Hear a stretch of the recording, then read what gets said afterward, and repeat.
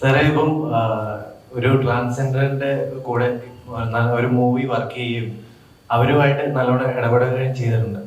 അപ്പൊ അവര് പോലീസ് സേനയിൽ നിന്നൊക്കെ ഒത്തിരി യാതനകൾ അനുഭവിച്ച കാലഘട്ടം ഉണ്ടായിരുന്നു.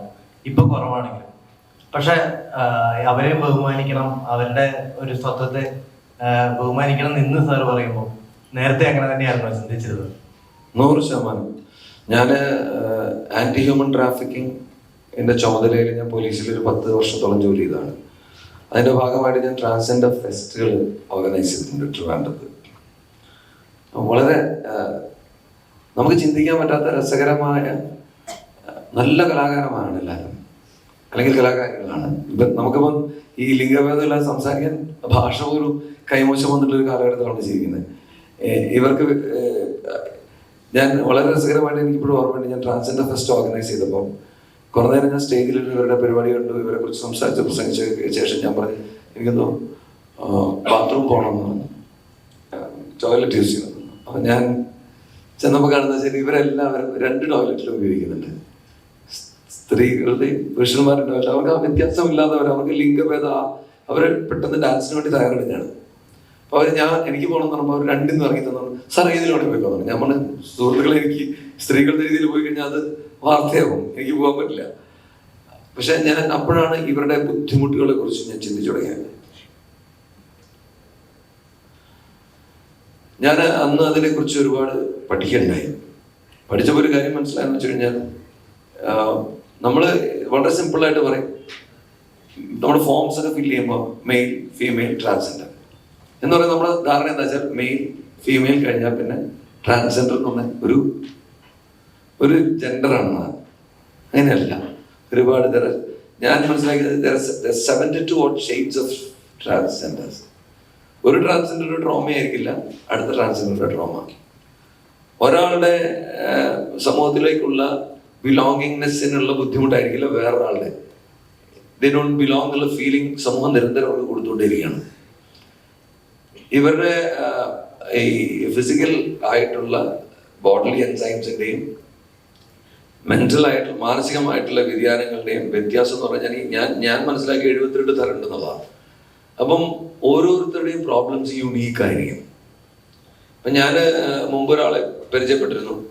പിന്നെ നമ്മുടെ കേരള സമൂഹത്തിൻ്റെ ഒരു പ്രത്യേകത വെച്ചാൽ ഈ മറ്റ് സംസ്ഥാനങ്ങളിലെ സമൂഹങ്ങൾ, ഇപ്പൊ കേരളത്തിൽ താങ്കൾ പറഞ്ഞു ഇപ്പൊ അടുത്ത കാലത്തായിട്ട് ആക്സെപ്റ്റൻസ് കൂടുതലായിട്ടുണ്ടെന്ന്. ശരിയാണ്. പക്ഷെ ഇതിന് വളരെ മുമ്പ് വരെ, തൊട്ടടുത്ത കാലം വരെ തീർത്തും ആക്സെപ്റ്റൻസ് ഇല്ല. ഇപ്പോഴും ഉള്ളുകൊണ്ട് ആക്സെപ്റ്റൻസ് ഉണ്ടോയെന്ന് ചോദിച്ചാൽ ഇല്ല എന്ന് തന്നെ പറയേണ്ടി വരും ഒരു പരിധി വരെ.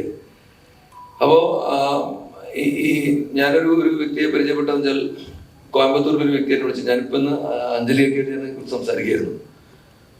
അദ്ദേഹം ഒരു പ്രത്യേക പേരിൽ അറിയപ്പെടുന്ന ഇപ്പൊ സ്ത്രീയായിട്ട് ജീവിക്കുകയാണ് അദ്ദേഹം. പക്ഷെ അദ്ദേഹം ജനിച്ചത് പുരുഷനായിട്ടാണ്.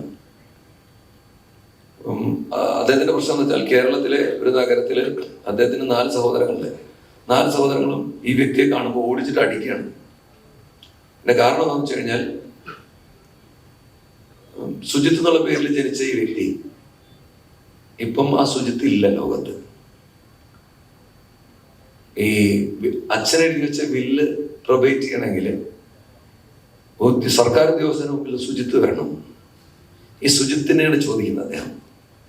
സുജിത്ത് എന്നുള്ള അസ്തിത്വം ഇല്ല. ഇപ്പം ഈ പുതിയ അസ്തിത്വത്തിലുള്ള ഈ സ്ത്രീയെ ഈ വിൽപത്രത്തിൽ എഴുതി കാണുന്നില്ല.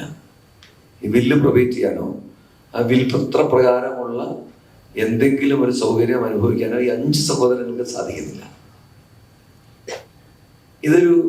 അപ്പം ഈ വ്യക്തിക്ക് നമ്മുടെ സമൂഹത്തിൽ ഒരു അസ്തിത്വം ഇല്ല. അസ്തിത്വം ഇല്ലാത്തൊരു വ്യക്തിക്ക് മാത്രമേ ഇതിന്റെ വിഷമം എന്താണെന്ന് മനസ്സിലാവും. നമുക്ക് ഈ അസ്തിത്വം എന്ന് പറഞ്ഞാൽ നമ്മളെ സംബന്ധിച്ചോളം ഇപ്പം നമ്മളിപ്പോൾ പോലീസ് പിടിക്കുന്നു, നമ്മളോട് ചോദിക്കുന്നു നിങ്ങളുടെ ലൈസൻസ് എവിടെ, നമുക്കൊരു ലൈസൻസ് എടുത്ത് കൊടുക്കാനുണ്ട്. ആധാർ എവിടെ, ആധാർ കൊടുക്കാനുണ്ട്. ഇല്ലെങ്കിൽ ആധാർ ഇല്ല, ഞാൻ പോയി എടുക്കണം എന്ന് പറയാനുള്ള ഒരു ആർജവം നമുക്കുണ്ട്. ഇങ്ങനെ പറയാൻ പറ്റാത്ത ഒരു പറ്റം വ്യക്തികളുടെ ജീവിതം എങ്ങനെയാണ് ഞാൻ അടുത്തവന് തന്നെയുണ്ട്. ആ സാഹചര്യത്തിലാണ് എനിക്ക് അഞ്ജലിയെ പരിചയപ്പെടാനും ഈ സിനിമയായിട്ട് വർക്ക് ചെയ്യാനൊക്കെ പറ്റിയത്. അപ്പൊ അഞ്ജലി ഞാൻ കൂടുതൽ അറിഞ്ഞുകൊണ്ടേയിരിക്കുകയാണ്. ഓരോ ദിവസം കഴിയുന്നവരും I am getting to know her more. അപ്പൊ അത് ഞാനിപ്പം മനസ്സിലാക്കി വെച്ചതിനേക്കാളും കൂടുതൽ ഒരുപാട് കാര്യങ്ങൾ ഇവരെ കുറിച്ച് ഇനി അറിയാനുണ്ടാവും. അറിയുന്നതനുസരിച്ച് ഈ എംപത്തൈസ് ചെയ്യുന്ന രീതിയിൽ ആൾക്കാർ മാറേണ്ടത് അത്യാവശ്യമാണ്. അപ്പൊ അങ്ങനെ മാറുന്നതനുസരിച്ചിട്ട് പോലീസ് സേനയിൽ നിന്നല്ല, എല്ലായിടത്തും ഇപ്പം നിയമങ്ങളില്ല. പറഞ്ഞ മനസ്സിലെ ഇപ്പൊ നമ്മള് ഒരു വിചിത്രമായ ഒരു ഉത്തരവ് പണ്ട് ഉണ്ടായിരുന്നു. അതായത് നമ്മുടെ ഈ എന്താ പറയാ ലിംഗമാറ്റ ശസ്ത്രക്രിയക്ക് പണം അനുവദിച്ചുകൊണ്ടുള്ള ഒരു ഉത്തരവുണ്ടായിരുന്നു. രസം എന്ന് വെച്ചാൽ 5 വയസ്സ് വരെയുള്ള കുട്ടികൾക്ക് ലിംഗമാറ്റ ശസ്ത്രക്രിയ, 5 വയസ്സ് വരെ ഇവർക്ക് ട്രോമയേ ഇല്ല. ഞാൻ പറഞ്ഞ മനസ്സിലായില്ലേ, അവർക്ക് ആ ഒരു പ്രശ്നമേ ഇല്ല. അവർ കുഞ്ഞുങ്ങളാണ്, അവർ സ്റ്റാർട്ട്സ് അറ്റ് പ്യൂബർട്ടി. ഇതുപോലും അറിയാതെയാണ് പലപ്പോഴും പല ഉത്തരവുകളും കാര്യങ്ങളൊക്കെ മുമ്പുണ്ടായിട്ടുള്ളത്. ഇപ്പൊ വലിയ മാറ്റം വരുന്നുണ്ട്, ഇല്ലാന്ന് ഞാൻ പറയുന്നില്ല. പക്ഷെ ഞാൻ തീർച്ചയായിട്ടും പറയുന്നു, നമ്മുടെ അയൽ സംസ്ഥാനമായ തമിഴ്നാട്ടില് നമുക്ക് ഒരുപാട് കാര്യങ്ങൾ മാർഗദർശകമായിട്ടുണ്ട് ഇക്കാര്യത്തില്. ഇവിടുന്ന് കർണാടകത്തിൽ പോയി താമസിക്കുന്ന ആൾക്കാരുണ്ട്.